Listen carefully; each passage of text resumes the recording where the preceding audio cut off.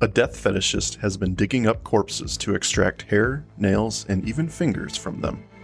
When grave desecration turns into murder, Mulder and Scully must find him before more innocent people die.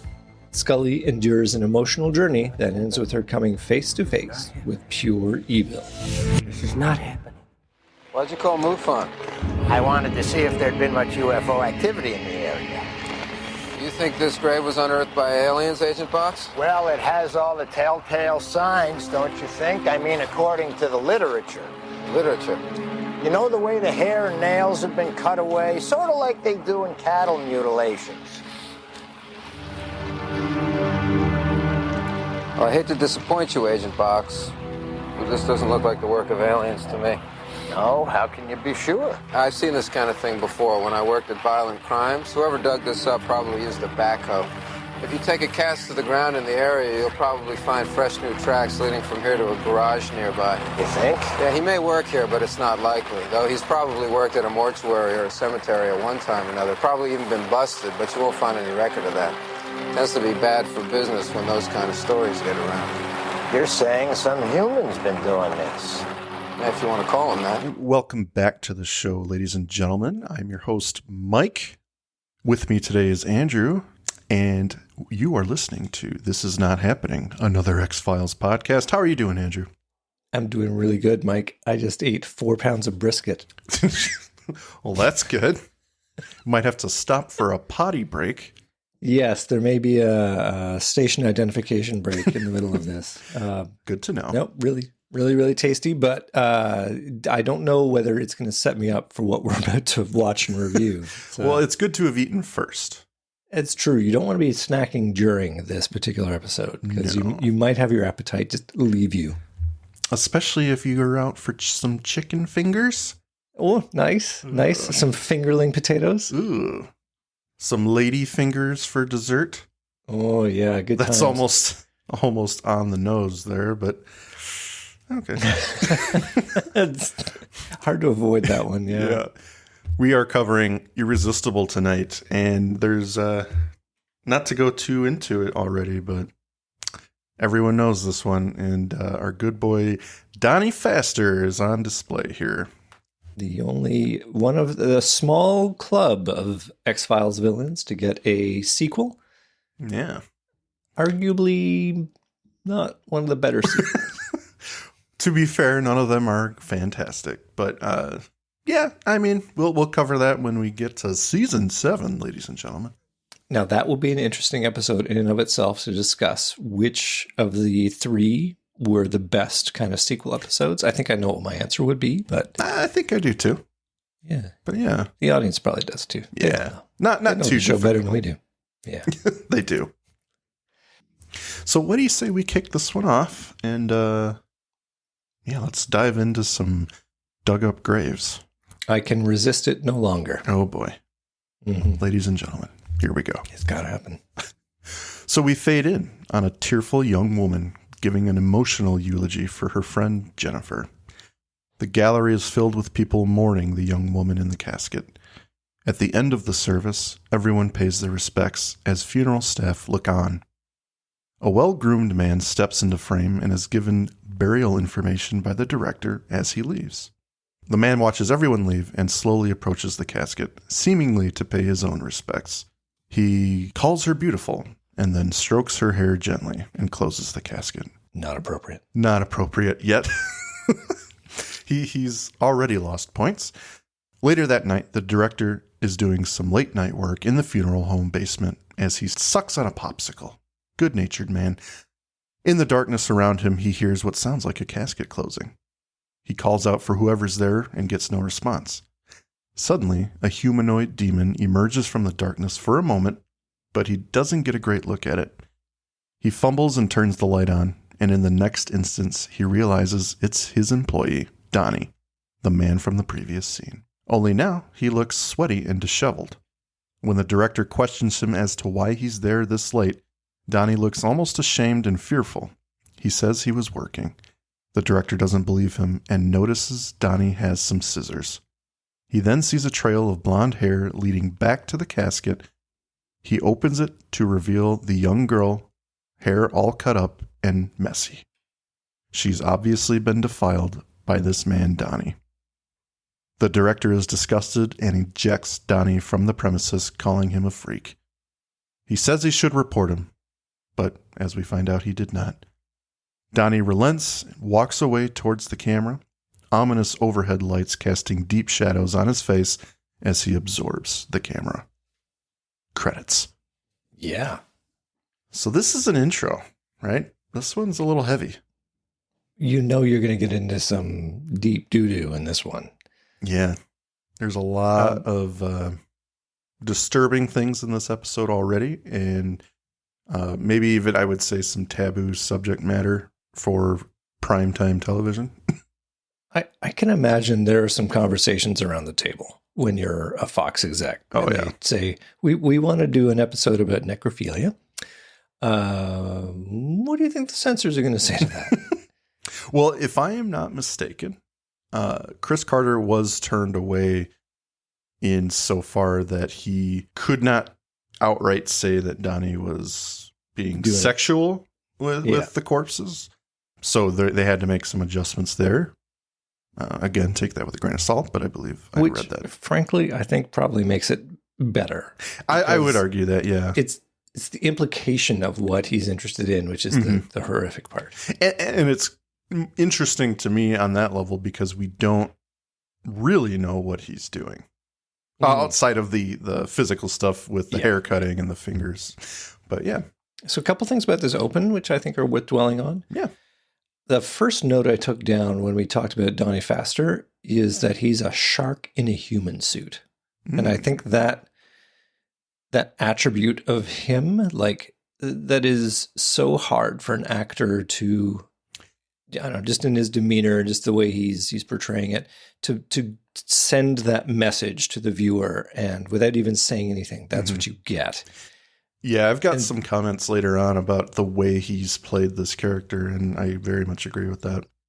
So, I mean, that's why it works. It's all this actor and, obviously working with the director to get to this personification. It's just so good. And probably one of the reasons why he's one of the more popular villains in the show.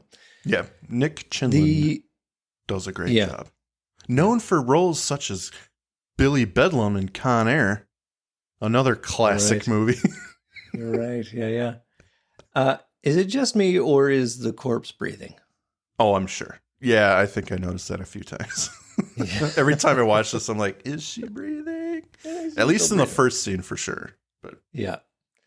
And the last bit of that opening with Donnie walking into the camera and like suddenly darkness, I'm sure they have done that before. And we'll probably do it again. But it feels to me like this is now becoming a kind of directorial playbook thing. Like if you want to do something really ominous, have the camera just be blacked out by this moving piece. They do it at least 2 more times that I can think of. One involving Krychek in season 3. Yeah. Right. So yeah, coming back from credits, our agents are walking through a graveyard with a local FBI agent, Mo Box. He's showing them a recent grave desecration. A woman's body has been dug up and defiled. A quick shot shows her turned over and twisted, half-clothed. Interestingly enough, Mo says as soon as he saw the corpse, he was on the phone to MUFON to see if there had been any UFO activity in the area. Mulder's a bit surprised, and the two exchange some notes, but Mulder tells him this was likely done by a human, if you want to call him that. Throughout all of this dialogue, the camera lingers on Scully for a bit as she views that horrible sight of the woman's body. She is deeply affected by the sight. On her and Mulder's way back to the car, he asks if she's okay. She puts on a bit of a brave face for him, though. She's surprised to learn he had a feeling in Washington that this case was not about aliens.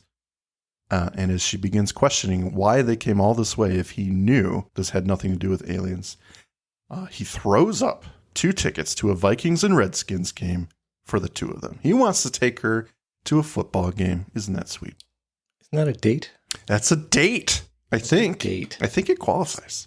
That's shipper material right there. All he needs to do is reach out and stroke her necklace, and it's a good time. Scully, holding his tickets in his left hand, stroking her hair with the right. Go to a football game with me. It'll be great. So Mulder's superpower is in full swing here as he completely describes Donnie Pfaster. Pretty much. Yeah, he calls this to a T and will continue to do so as the episode goes on. Like, we are 6 minutes into the show, and he has completely identified He's who our bad guy is. described Donnie Pfaster and the fact that he was literally just busted. Yeah. So earned, I guess, his reputation as a behavioral profiler. We cut to Fitchicello Frozen Foods. Donnie's in for an interview with the HR woman. He begins commenting on her lipstick, correctly naming the color, and she finds it cute and interesting. We find out he's studying comparative religions. He's a very religious person. The woman lets it slip that Mr. Fitchicello likes people with religious backgrounds and prides himself on the honesty of his employees. Apparently, if you're not religious, you're dishonest. I don't know what that means. It's well-known fact. Well-known fact. Yeah. He asks her to attach a note to his resume, and she complies. It's safe to assume, I think, that he got the job. Oh, yeah. He sweet-talked the secretary, so she's on his side. Back at the FBI field office, the Vikings game is on the tube. Mo Box apologizes to our agents that they had to call them in due to more desecrations. Scully reviews the file as Mulder makes a humorous joke about the dippity-doo and the blow dryer. That's a reference for the times. Yeah. Again, is this scripted, or is this David Duchovny doing an ad lib? That's so good. There have been 3 bodies in 2 days. Hair was cut from 2 of the bodies, and on the 3rd, the fingernails were pulled out with needle nose pliers. Scully flips through the photos of the victims, and on the last photo, it's of herself, dead. She gasps and closes the file. Outwardly disturbed, she leaves the room in a hurry, squeezing between her 2 male partners. Mulder tells Box to draft an eyes-only memo that the community has an escalating fetishist on their hands. He lays out all the precautions local law enforcement should take and to warn the press of a stalker. Box stops writing for a moment and expresses concern for these people. This isn't New York. People still leave their doors unlocked here, and this is going to scare them. I don't know how accurate that is in the mid-90s, but okay, Mo. Well, that's the story they're trying to tell. This is a small town. Yeah, I know. Yeah, a little pool with a shark swimming in it. Oh, yeah. So they decide to leave out the gruesome aspects of the case, but essentially to heighten alert because the man's compulsion is growing. He could resort to murder to procure his corpses, Mulder says. Again, superpower. Again. Yep. Scully begins profiling the death fetishist. This is a dark monologue by her, given that she is so moved by the case already, and we can see that just in the couple scenes we've had with her. I like the notes she's giving. It's very scientific, very disturbing. She dives into a little bit of the psychosis behind the actions and makes the remark that it's easier to believe something inhuman, like aliens, could do this, rather than one of our own. So the monologue is cut short by Donnie in the red light district. Now, before we dive into Donnie's first score, I think it's worth examining Scully and essentially why she is so freaked out in this moment. Because they go to great lengths to show us that she is moved by what we're seeing here. And at first I felt like this is really out of place because we have seen her be impassionate to other huge emotional situations, to other crime scenes. Mm-hmm. So I kept on waiting for something to happen to show us why she is being so moved. And it happens later to the episode's credit. Yeah.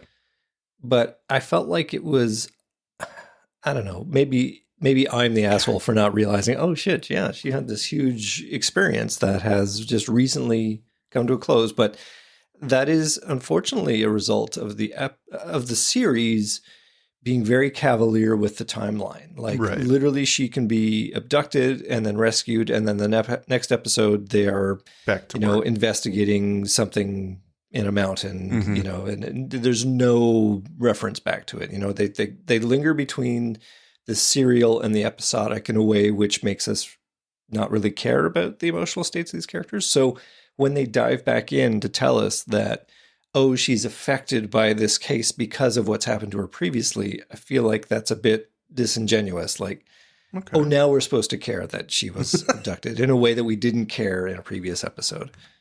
That's an interesting way to look at it. And I do agree they do kind of sweep it under the rug quickly.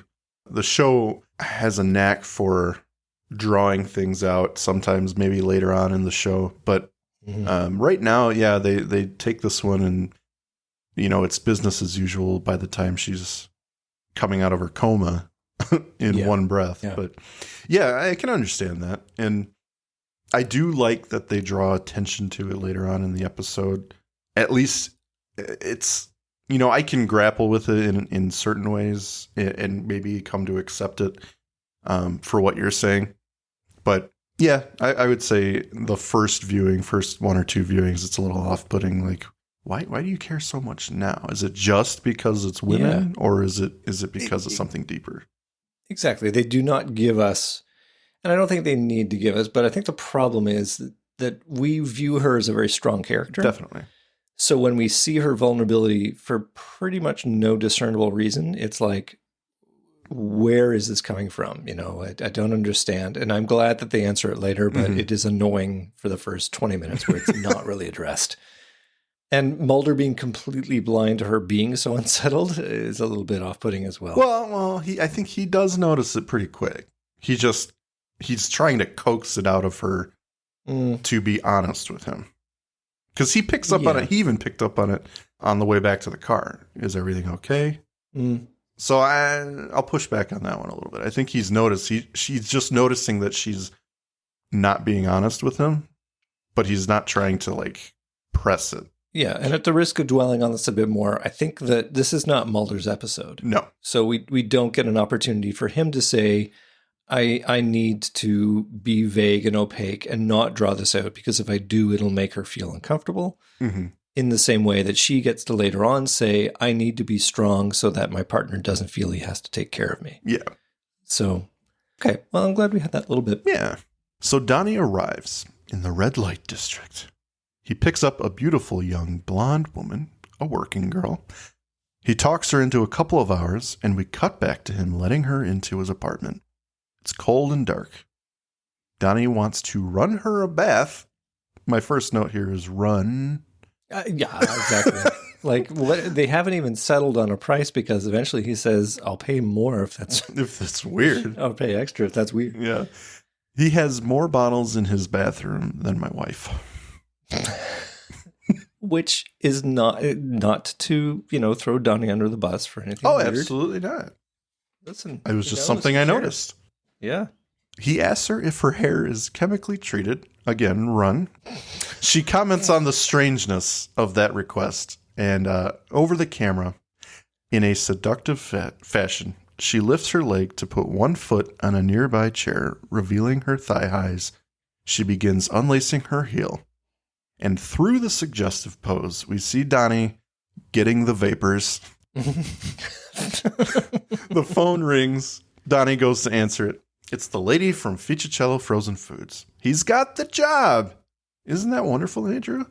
I feel so good for Donnie Foster. Oh, man. At least his life is going places. It's going places. You'd think he'd be in a good mood at this point, but maybe not. The woman comes into his room, clutching a towel and complaining that the water in the tub is ice cold. She's startled to notice a bunch of funeral wreaths and bouquets littering his bedroom. She is rightly disturbed as he calmly speaks to the HR lady. He hangs up, and the naked woman begins backing away. He chases her through the apartment. She screams for her life as Mark Snow's music crescendos. Cut to a crime scene. That's okay. Classic X-Files cutting. Classic X-Files cutting. Do we want to talk about how glamorous prostitution was in the 1990s? It was very glamorous. I mean, it's looked at through a modern lens. Like, these women have all their teeth. It's just like, okay, I understand you need a character, you need somebody vulnerable, so you decided to choose somebody who's in that trade. Mm-hmm.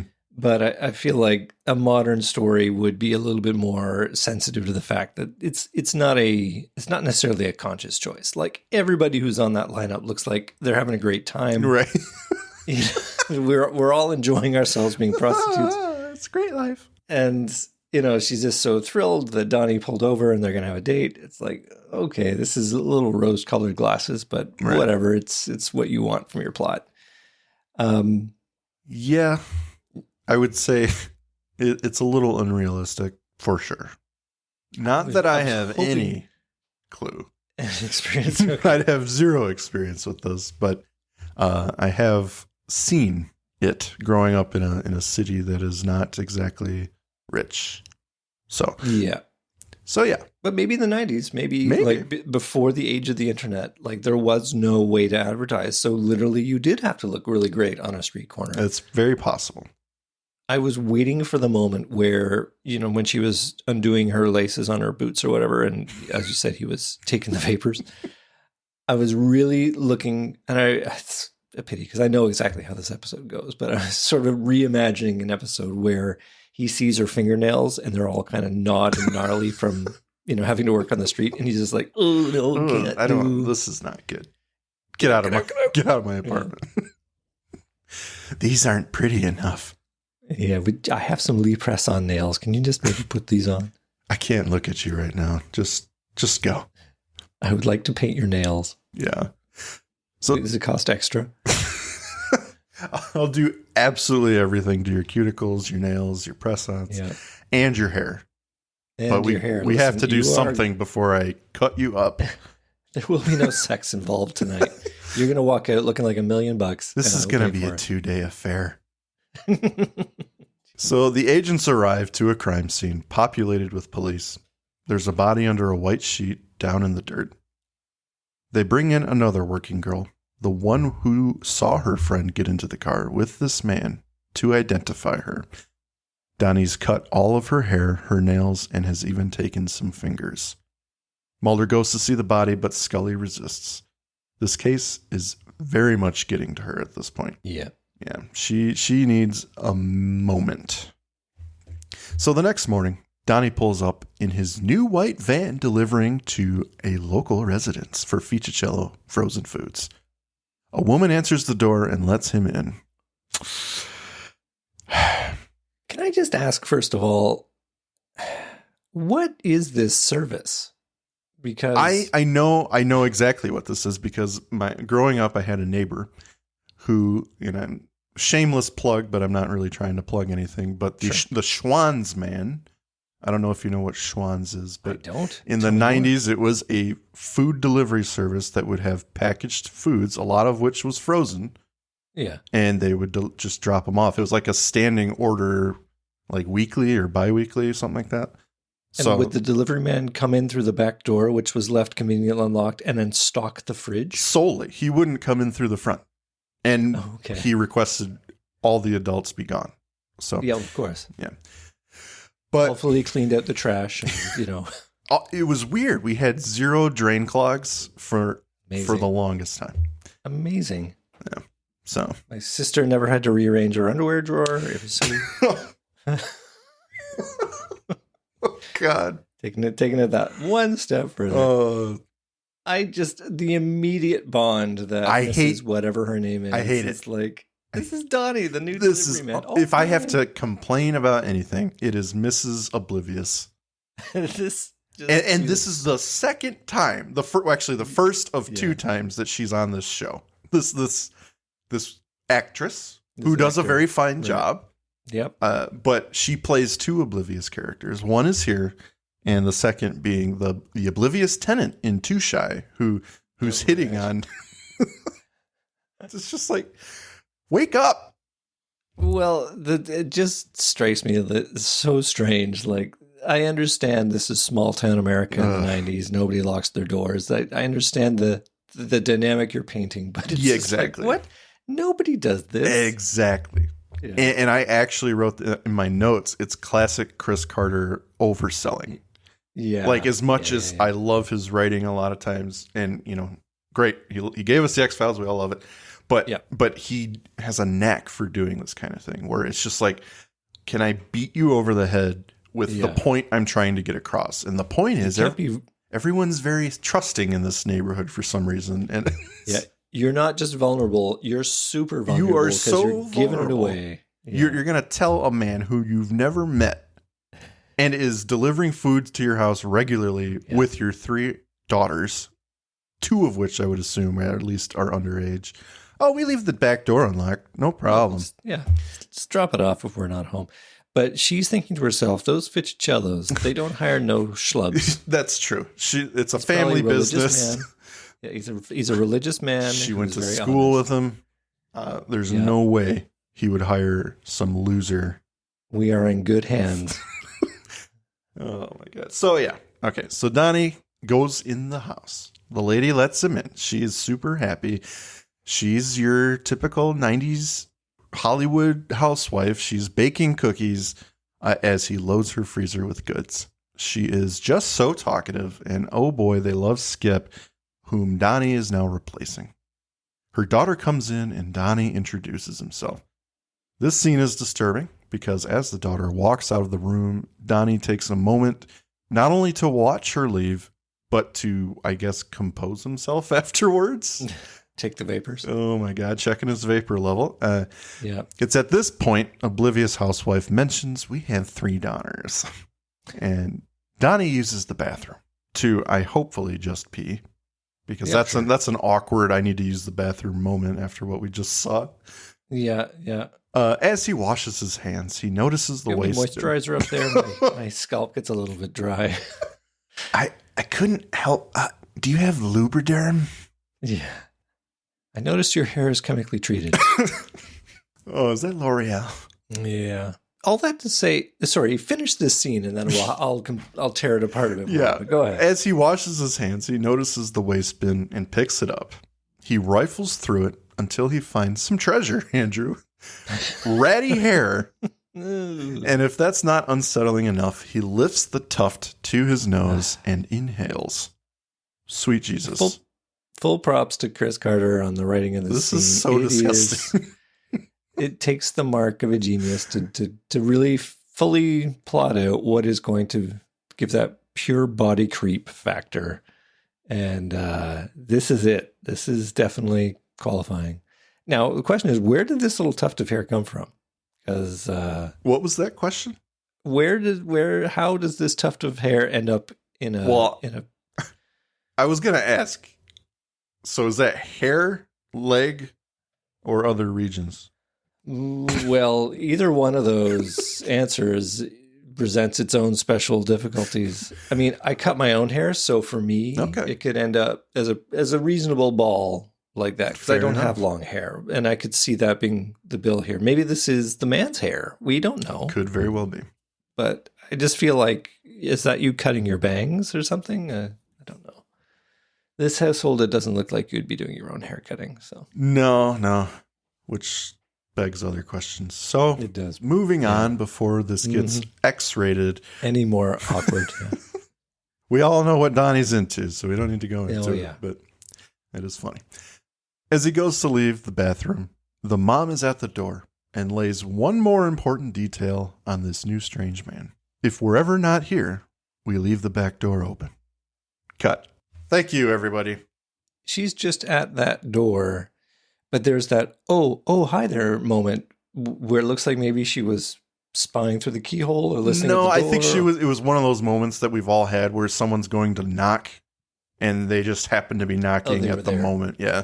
I think that's what they're going for. I don't know. I'm sure. I'm okay with that. Honestly, I would not peg her to be like spying on this guy and then giving him that juicy bit of information. Yeah, this is not her scene. This is his scene. This is not her scene. And you know what the most interesting thing about this scene? What is that? What we have laid up here as a plot element, the danger to this family. It's a red herring. It's a red herring. Never going to see them again. Never see him again. Yep. Thank God. Because he could really do some damage in this house. He could, but in a way, it's so dumb that he has created this job for himself.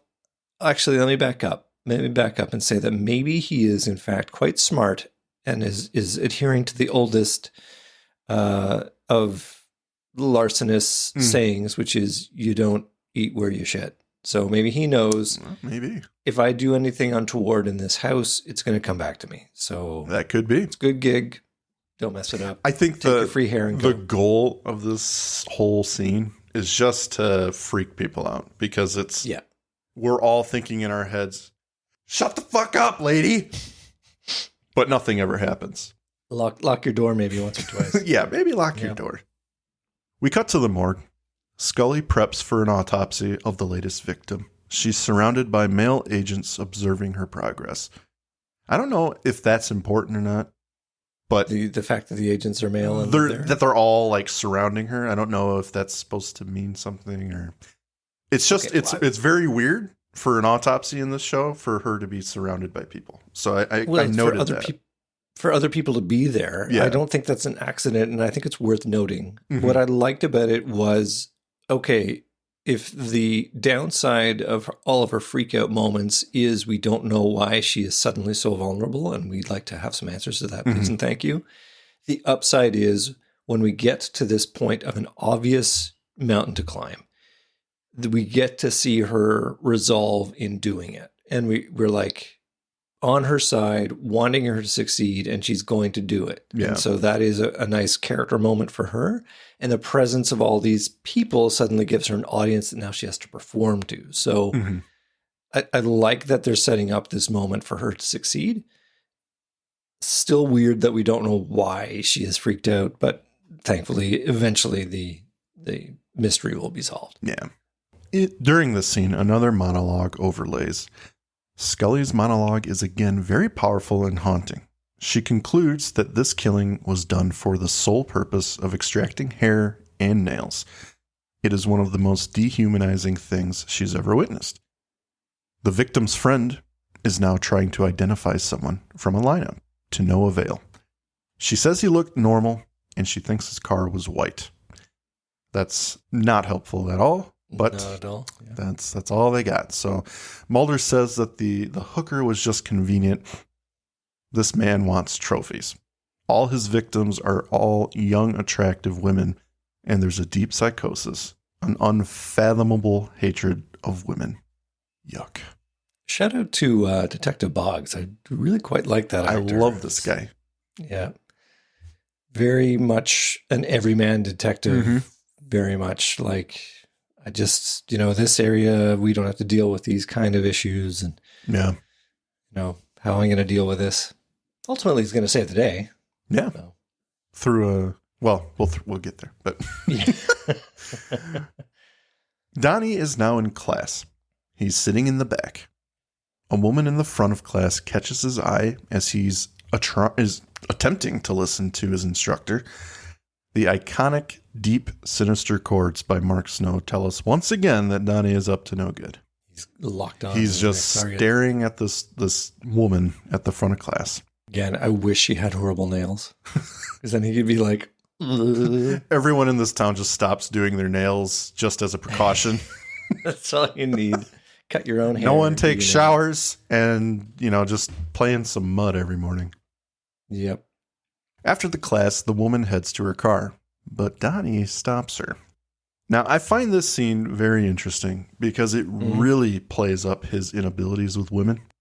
Yes. He has this clumsy excuse as to why he's approaching her in the first place, and he can't really sell it. So Chinland is knocking it out of the park here. Yeah. It's just such a great performance because it is, in a sense, just an example of his mentality. It's very juvenile, I would say, very unaware and he thinks he's being cunning, but he's really obvious and just not executing it very well. I just thought the scene was very good on both parts. Excuse me. I'm in your mythology class. Uh-huh. My name's Donnie.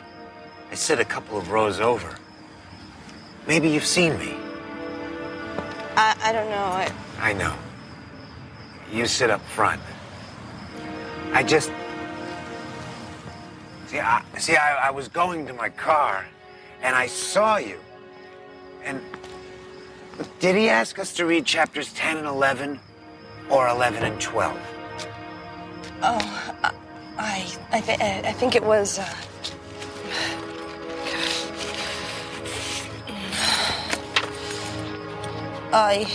It was chapters 10 and 11. Oh, thanks.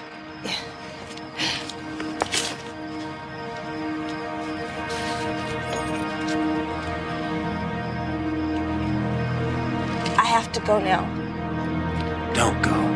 Let go of the door. Help! Someone! Help! It does subvert the usual trope of kind of a merciless and crafty serial killer, serial offender who's able to elude the authorities. And X-Files does that very well occasionally. Like they will change the usual narrative in a way, like the bad guy gets caught in the first act, or in this case, he's going to lose. He's going to not win this fight against somebody who is clearly smaller and you would think more vulnerable. But it turns out she's taken some self-defense classes. Is gonna win. We cut to Scully doing another autopsy. She puts on her goggles, pulls off the sheet to reveal herself on the table. Her eyes open suddenly. From her point of view, we see an alien above her. The phone rings and she's jolted out of sleep. It's Mulder. It was all a dream. It was all a dream. They think they've got the guy. Now, this scene coming up here, I really like. And it's... Box is explaining the guy they've caught. He's got a history of assault. She's hurt him pretty bad. The camera pans over as they arrive at the cell. Box says, for sure, this is our man. And they reveal a bloodied man with a mustache. It's not Donnie. Who is it, Andrew? Is it the detective from Clyde Bruckman? It who is. Has the lung cancer? And the lawyer from Shapes. Oh, yeah. And some other shit, I think. But yeah, it's Chavez from Clyde. Right. Yeah. See, I'm getting good at this. You're getting good. I commend you, sir. I really like this particular sequence because it is not one, it is not two, it's three so bait and good. switch. It's so good. It is so... I mean, the X-Files has always been good at its bait and switch, but in this case, they layer them in a way which is just really... You know, it's like a roller coaster. It just keeps you guessing what's going, and you think, oh, now we're getting into the end game, but in fact, it's not. Yeah. After they reveal that it's not who the audience thought it was, the camera changes to in front of all three agents. It pushes past the men. It blocks Scully to the right, and over her right shoulder, a figure appears in the cell behind her. The camera changes focus to the background. That is Donnie. And that is so good. Yeah. Because we're like, oh, wow, they got him. Hey, that's not him. Holy shit, that he's actually locked up. But he is But he's not under so, suspicion. So it's like 4 bait and switches. Oh my God. It's just such a good scene. Yeah, it's marvelous. And I think it's worth pointing out at this point, the use of light and shadow in this particular episode. Like, they really enjoy having these pools of light in a frame of shadows to really accentuate what you're looking at. And it's all about that idea of the things that are hidden from you get illuminated. Yeah. And otherwise, there are a lot of unseen things out there ready for you. Yeah. There are a lot of awesome contrasts and shadows in this episode, especially on Donnie. He gets a lot of that. Yeah. So good. Yep. But it's also the point of view shot from Scully seeing the silhouette of the alien. In that moment, I finally went, right, abduction. That's what's doing this. That's what's triggering all this. So, and it's great because it doesn't dwell on it, but you can tell that this is the thing that is freaking her out. Yep. Yeah. So coming back from commercial, they realize the man they thought was their killer is not. Donnie, across the way, has been listening as best he can while they were questioning the other man. Scully notices Donnie, and he bows his head quickly. She tells Mulder she needs to go to Washington with the body to get some more evidence. Mulder cuts her off, saying if she's having trouble, he wants her to tell him.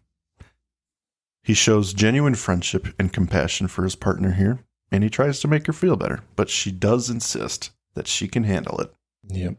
After this, Donnie calls quietly to the man in the other cell and asks what they wanted to know. More darkly, he asks what the young agents' names were. Of course, the man can't remember Mulder's name, but she was Scully, like the baseball announcer. An officer then arrives to open Donnie's cage. The lady dropped the charges, but he has to talk to a psychiatrist before he can go. Oh, that's going to happen. That's going to happen. It's going to go well. He's going to totally do his social sharkiness and be. If she's 100%. Wearing any makeup, he's going to win her over. That Indian summer you're wearing. I know that shade. Do you think that the lady dropping the charges, I mean, that throwaway line, that is going to release Donnie faster? I almost wonder if that's Chris Carter making a little comment about the justice system when it comes to crimes against women. Like, probably, is there a detective somewhere saying, you could press charges, but you're going to have to appear in court? I think that's exactly what it was. It's like, so he didn't really do anything. Yeah. Are you sure you want to do this? This is going to be a big, long thing. It's a lot of paperwork for us, but we'll do it. If there was an altercation, we'll process it if you really want it.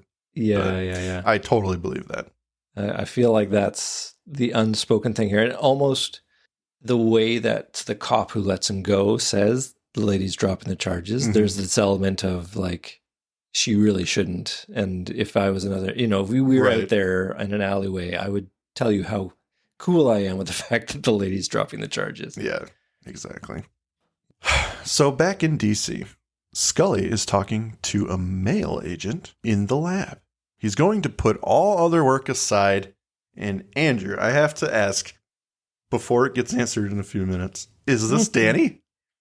No, it's not. Not Danny. It's not Danny. Will never have a face. But it had me going for a minute because we've been talking about it for 2 seasons now. I'm like, oh man. Maybe does this that look like a Vallejo? What was True. Danny's last name? You're close. I don't remember. But clearly he's smitten with Scully, who is in no way into the idea of a relationship right now. He does a lot of eyebrow work, this guy. A lot of one-sided smiling and some eyebrow work. He's Scully. just pleased to be doing some important work. He is pleased to be helping Scully. Specifically. This is not romantic at all. He knows. He's probably got a ring in that finger. It is in his head. The way he does have a lingering glance. That is fair when she leaves. Yeah. So Scully leaves. As she walks down the hall, she takes a detour and goes to speak to the FBI therapist. In med school, you develop a clinical detachment to death. In your FBI training, you are confronted with cases, the most violent and terrible cases. You think you can look into the face of pure evil. And then you find yourself paralyzed by it. Are you aware that you've been talking about yourself in the second person? No. Was I? Do you know why?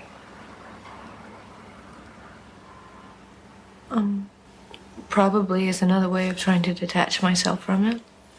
You're a very strong person. You've probably always felt you can handle any problem by yourself. But you feel vulnerable now. Do you know why that is? Is it your partner? Is there a problem with trust? No. I trust him as much as anyone. I trust him with my life. Can you talk to him about the way you're feeling? I don't want him to know how much this is bothering me. There's a direct correlation here with the horrors of the case and Scully's own abduction. I think it's a powerful scene. And this is a very vulnerable scene for Scully and the viewers. She's not superhuman. And as the viewer, I do appreciate this. There's some insight to her mental state. And again, like you, I appreciate some elaboration on just what is going through her head. Yeah. It's absolutely necessary to make the character make sense. Mm-hmm. My question is, I feel like the FBI needs to have the employee assistance officer there, especially in the high stress, high stakes world of FBI. But Right. can you see Mulder availing himself of this service voluntarily? No. If he was having a bad, exactly. So it's like, it's okay for sensitive female Scully to go in and do it, but it would be, especially in the 90s, it would probably be impossible for them to write a believable scene of Mulder like having a moment and think, you know what, I should go in and have a talk with Miss Kosef. He's talking to her, and there's a window with shades, and suddenly it opens, and all his male counterparts are pointing and laughing at him. You're crying. That's the 90s equivalent. Yeah. I heard you went to the shrink. Are you all right? I can't trust you as a partner if you got shit going on. What's up, baby? Crierson. The part in that I really appreciated was her saying, I don't want him to feel that he has to protect me. Mm-hmm. And I feel like that is the distilled moment that really puts into focus what their relationship is. Like, she needs to be perceived as strong and capable so that she can be a reliable partner. And she is strong and capable. She's just got this moment of doubt in this case because of what she's been through. And it's really well played. And entirely well played. Again, perfect actor for the job. So. Mm-hmm. Yeah, Jillian knocks it out of the fucking park. Knocks it out of the park. We're back to the episode, ladies and gentlemen. She speaks to the man, the lab tech again. He's found a fingerprint, and he is very excited about it, Andrew. Oh, yeah. He also tells her someone called for her, but he didn't get the name. He told them she did have a flight back tonight, though. Because he's a jerk. Because he's, super perceptive. Not that he would know it's a serial killer, but still. Yeah. If I don't know who I'm talking to, I'm not going to give the itinerary of one of our agents. Yeah, I'm just kidding. That's funny. I'm a little hot and cold on Donnie Pfaster's capability, whether he is super spy material or whether he is fifth grade material. This is weird to me. Yeah. This is one of the two moments, I think, where I'm like, how believable is that? Well, okay. It all stems from the fact that Donnie has decided that Scully's going to be his next victim. Oh, yeah.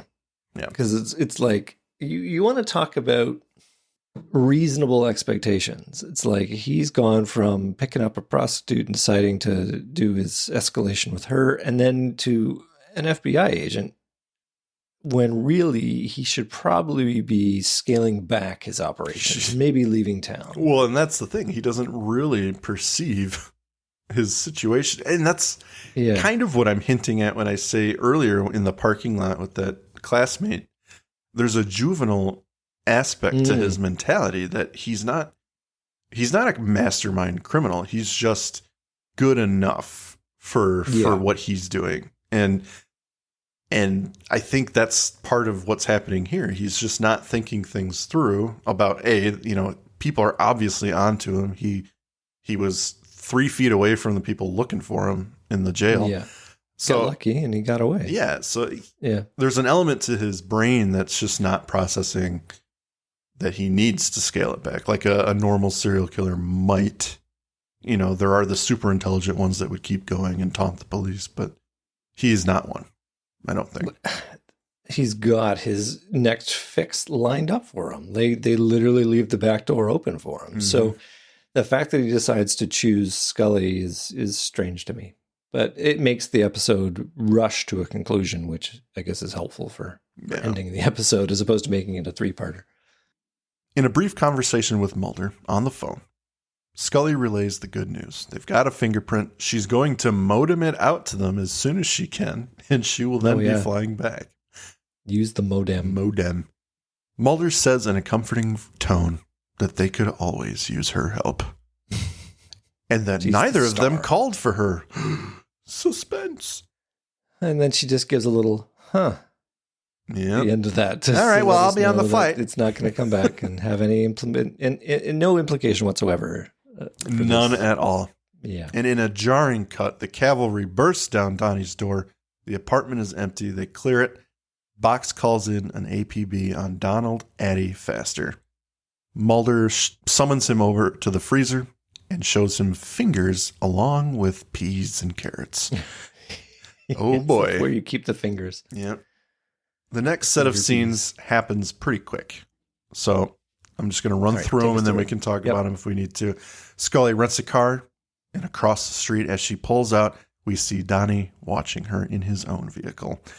Master criminal. On a dark road, we see the two cars driving. Of course, they're the only two on the road. This country road. He speeds up and forces her off the road, hitting her bumper.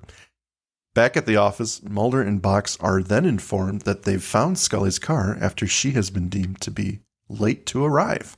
They arrive on scene to find her car, airbag deployed, a crushed bumper in the back. Mulder goes into overdrive. He commands Box to get a paint sample from the bumper, get it to Washington immediately. If they're lucky, they can get a make and model by morning. The scene switches to a dark house. Donnie's car is parked in the back. There's a really cool tracking shot here.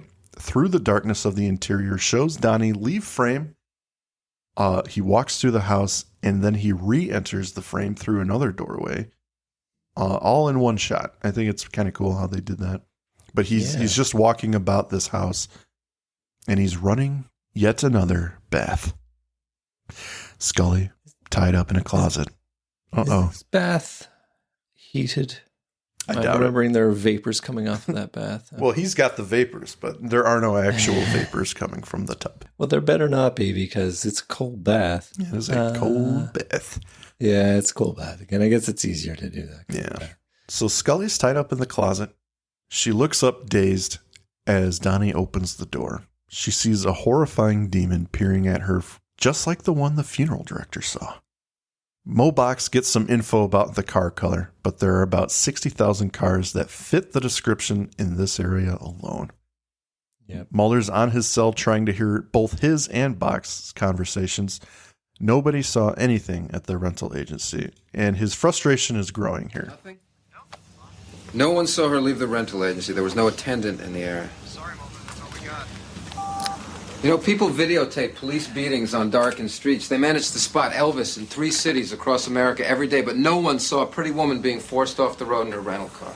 He could have taken her anyplace. How are we going to find her? Yeah, well, we got to start at the beginning, you know. As nasty as it might sound, we got to try and get inside this guy's head. Where would he go? Anywhere but his mother's, right? Well, why do you say that? Being he's so pissed off at her from what your profile says. Do we know where his mother lives? I don't know. Let's find out. I like this moment just because it's very human. It sounds like something I would say in this moment. Like, of course this is happening. Of course nothing's working out in our favor. Yeah, exactly. It's almost like Donnie chose his moment so that he would be untrackable. I guess he's more intelligent than we thought. Yeah. What I like about this scene is it's the police work that we both like. Mm-hmm. You know, it's them doing the nuts and bolts investigating that is not glamorous, chasing down a suspect with a gun. Yeah. You know, it is. Let's get inside this guy's head. The way you solve this case is to get into his head, figure out what you know about him, and then work back to your reasonable possibilities. And identifying the house is the solution. And you only got there by reviewing what you know about him. Yeah. Donnie has turned on some lights. He's carrying a knife now. Oh boy, things are heating up. I have that knife. It's a Henkel serrated paring knife. Oh boy. I looked at it and I was like, that just came out of my knife block. Andrew, do you have something to tell us? I'm a fan of Donnie Faster memorabilia. Okay. So I've got that and the shower bottle that he used in the first murder. Nice. Crazy. Now, do you strictly take ice cold baths? God, no. Oh. That's it sounds like hell. It's crazy talk. It is. Yeah. So Mulder and Box look up Donnie's mom's info. She lived in Florida, but she is now deceased. Mulder asks about her car. It is a late model white sedan. And this scene always struck me as funny because When Mulder asks about the car, the actor just kind of flops his hands on the keyboard to pull up the car information. It just sounds so funny. Crunching all the keys at the same time. It's so good. But yeah. A really good typist. Blam, blam, blam. Oh, man. Mulder then asks if the Florida home was a summer home. And we cut back. Scully's terrified as Donnie goes to cut her restraints. Her words are muffled by her gag. As she watches her captor, his face changes and morphs into various other men's faces, likely famous serial killers. I believe I saw Charles Manson in there. Yeah. And I would imagine Dahmer is one of them, but it changes back to the demon face and she recoils. When she looks back, it's just Donnie telling her not to be afraid. He moves her to the bathroom and asks her about her hair as he does. She pushes him into the tub, runs from the room, and hides. Now we get a bit of a cat and mouse here as Donnie wanders the dark house calling her girly girl. He grabs a gun. I think he's done. He's had it. No more alive women after this. It's her gun as well. Well, yeah. He realizes that it's escalated to a point where he needs to offer first. Yeah. Yuck. He continues to taunt her. There's nowhere to hide. I know this house. When he opens a door, he gets sprayed with chemical. Scully bolts for the exit, but he catches her. They struggle and they roll down the stairs. She strains for his gun, but he gets the upper hand. With a loud crack, Mulder and other officers burst through the front door and arrest Donnie, who was on top of Scully in the foyer. Mulder comforts Scully. She insists she's fine. Mulder puts his hand on her chin and lifts it gently, as if to plead with her to just be honest with him. And without a word, her concrete facade breaks apart and she begins crying. He hugs her and holds her, comforting his partner. The episode ends with some excellent photos of Donnie as a young boy. They're quite... Or some actor. Some actor. They're quite funny to me. Mulder monologue talks about the boy next door, the unremarkable younger brother of 4 sisters. The final picture dissolves into Donnie in a cell. With a dark note, Mulder comments this situation is as terrifying as any X-File, such as the realization that these crimes could happen to you. Credits. How personal. Talking to the viewers directly. Yeah, imagine that. Obviously a nice roller coaster at the end. Mm-hmm. I kind of wish that it wasn't always Dana Scully, the damsel in distress. Like, I guess what I would wish for in this moment was that she was given the agency to solve the problem that she has been cast into, rather than Mulder and the gang kicking down the door and saving her. I will agree with that. And that's one credit I will give to the sequel. Okay, yeah. It's been a long time since I've seen the sequel, so She gets hers. Yeah, well, a little bit of a tying a knot there. A little bit of a spoiler there, but yeah. Okay. Well, but yes, I agree. I think it would be a good arc, a good close to this personal episode arc. I think maybe the obvious end of this is she shoots him at the end of the struggle and he's dead and there will be no sequel. And I don't think they were thinking about a sequel when they finished this. No, I think they were thinking of just a resolution where he is arrested and brought to justice rather than shot and killed. And they do that in this show, and I appreciate that. Yeah. And it's actually one of those endings where, okay, the antagonist lives, but it's not the ending where, he opens his eyes or anything. It's not hinting he's coming back, but he is coming to justice. And I actually like that because you can have a bad guy who loses and is still alive and is never coming back. So I'm glad that they wrote it that way. Yeah, exactly. In that sequence, I love Donnie's line of, I know this house, there's nowhere to hide. And his delivery tells you almost everything you need to know about his background. Yeah. Like, in those few words and the way he delivers it and the hopelessness there, it's like this guy has had a messed up childhood and you almost feel sorry for him. except for what he is doing right now. It's disturbing. It is very disturbing. Yeah. So let's go into final thoughts, sir. Final thoughts. Final thoughts. Well, Mike, I think it is an excellent episode. Villain so good, he gets to come back for a passable return in Orison. Mm-hmm. The focus of the episode is clearly Scully. This is her arc, but I would argue that nothing really gets resolved for her.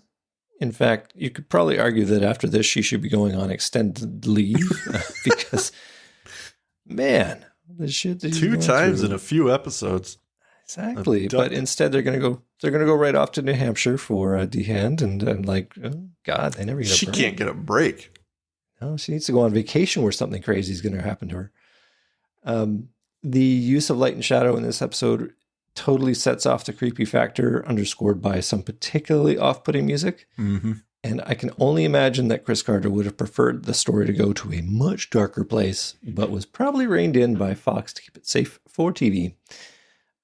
Considering what they wanted, it comes off as extremely dark for a time, which is probably why it's so effective.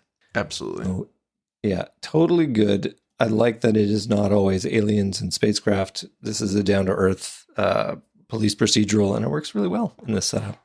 Yeah. I think that's, if there's anything I want to add to Final Thoughts as my own, it's just what has always struck me about this is how not paranormal it is. And this is just a story about a terrible human being who does hellish, nightmarish things to these young women. And Donnie Pfaster is just a very realistic antagonist, as Mulder notes. It's just the line, "This can happen to you" at the end of the episode it rings true for, unfortunately, a lot of people.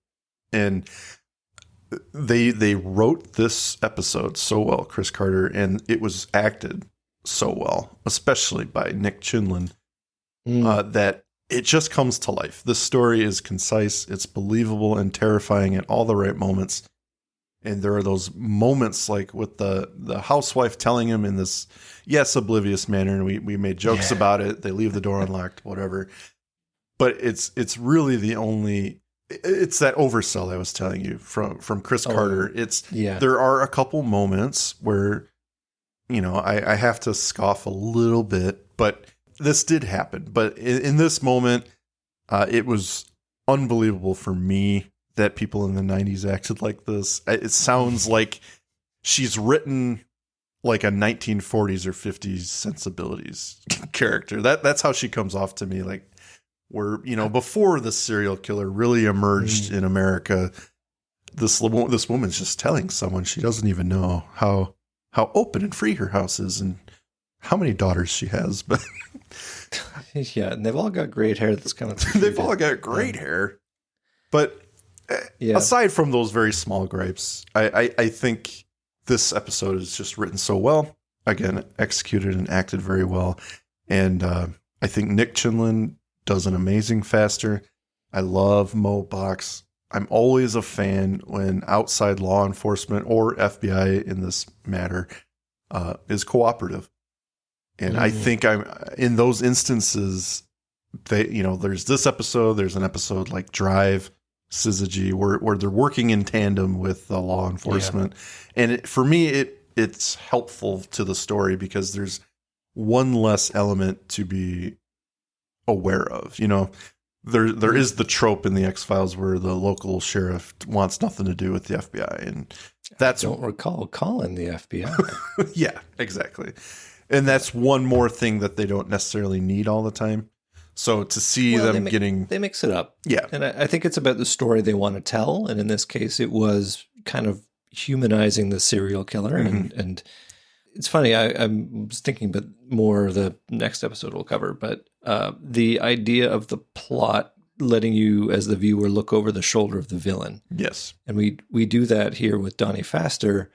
The argument would be, is it a different / better episode if you don't get that perspective? If he is totally just the boogeyman? I think it would be worse in this instance. Well, you would get less of his performance, obviously, which is the thing that sells this particular episode, which makes it so good, arguably. It would be a different episode. I don't think it would necessarily be better, They have certainly done that. I'm thinking of Beyond the Sea, where the villain in the episode, I mean, if you think of him as the actual he's villain largely obscure. Yeah, he's just a face out there, and the interaction is with our other villain. Mm-hmm. But yeah, I think that'll be a very long-standing discussion of whether, in this case, the over-the-shoulder perspective works. I think it works in this episode. I don't think it works in all of the episodes. No. But here, I think it's especially effective. But because the actor's so good, and they don't have a lot of things pulling them in different directions, different weird story elements, they focus down hard on this one story, and that's why it works. Yeah. They don't have 3 different competing objectives. Yeah, I think the combo of Chris Carter and David Nutter in this episode really comes together. Yeah. And it's worth noting that in writing this episode, Chris Carter realized his passion for telling more authentically real stories. And he has commented that this was the impetus for Millennium, a much more real crime series. Well, and all arc too. Like, they didn't go into these serial one-offs so much. Certainly never had a, kind of a funny episode. Mm-hmm. Millennium was much darker, and I think that's what he is very much about the through line of the story as it progressed and constant elements from episode to episode. Mm-hmm. Whereas, your Jose Chung from Outer Space, that doesn't really sell so well in Millennium. Right. I actually have a note about that from watching Millennium. Darren Morgan writes a couple episodes, and it's such a jarring change of pace that it almost doesn't work. Like, the episodes are good, but they're just too funny for how dark that show is. Yeah. X-Files is always, up and down, very middle of the road, because David Duchovny's got those dry one-liners all the time. They can let the tension out just a little bit. Exactly. So when Darren Morgan comes along in season 2, it's not as jarring. And for some reason, while those episodes are good in Millennium, it's just a very different feel for that show. Yeah. But yeah. Should we talk about some listener comments for the... Let us talk about listener comments. Yeah.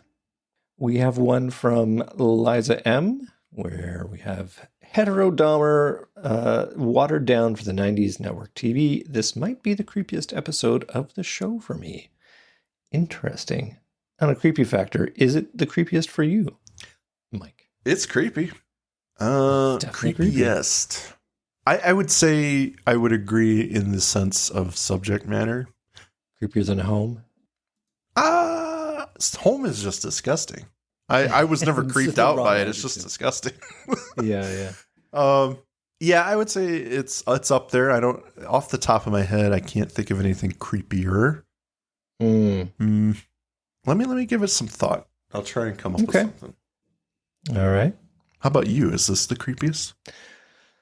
Oh, that's a tough bar for X-Files. It is. I think my go-to for creepy tends to be body horror. Mm-hmm. So, and there wasn't so much of that in this episode. It's funny you mentioned that, because I just got a flash of F. Emasculata where the idea of contagion, and I'm not like paranoid about it, but that scenario is creepier for me for sure.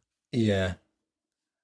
I think, though, it probably speaks to, and not to say that, we're going to delve into stereotypes, but I think if, as a man, maybe my sensibilities are different. Exactly. Like, I am generally not concerned walking down a dark alley.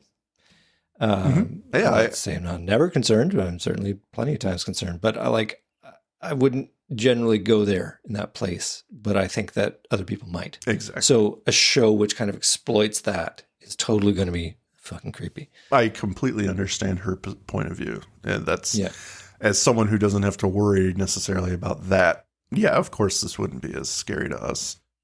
For all I know, Liza M., is the self-defense master and could kick people's ass. Liza M. is probably the lady in the classroom, right? I think that's what I'm going to believe. Fuck you, Donnie. It's a shame she dropped the charges, though. God, could have ended that episode real fast. I don't think Liza would have. She would have brought it home. I think so. Yeah. Yeah. Okay. All right, so we got one from Emily and we got one from Josh. Who do you want to read? I'll read Josh because that's what I got right here. You got to do it in your best Josh impression. I don't know that I can. Let me see. Try harder this time. My God. Okay, so in Irresistible, man, Donnie Pfaster is it when it comes to creeps. I always enjoyed this one more when it's left ambiguous of whether or not there's anything more to Donnie or if he is truly just a human monster. Agreed. Yep. I think this episode toyed with the idea that maybe he's something more, but I think it was more of an abstract hallucination of Scully to imply the nature of him rather than say, hey, this man's actually supernatural. I never believed that it was anything other than a hallucination. Yeah. Just the trick of the light to make you sort of see something that wasn't and there. And it's fun, right? Fun for the viewer because Absolutely. He's doing awful things. So yeah, it's the X-Files, so you got to throw something in there maybe. Yeah. But other than that, it really, I don't think was ever meant to be anything more. Yeah. And I think it's better that way. So, well, exactly. Emily Messenger says, if I had to pick the creepiest villain from the X-Files universe, it's Donnie Pfaster, hands down. Homeboy was creepier than any monster the show ever featured because he was just a sick freak who enjoyed killing women.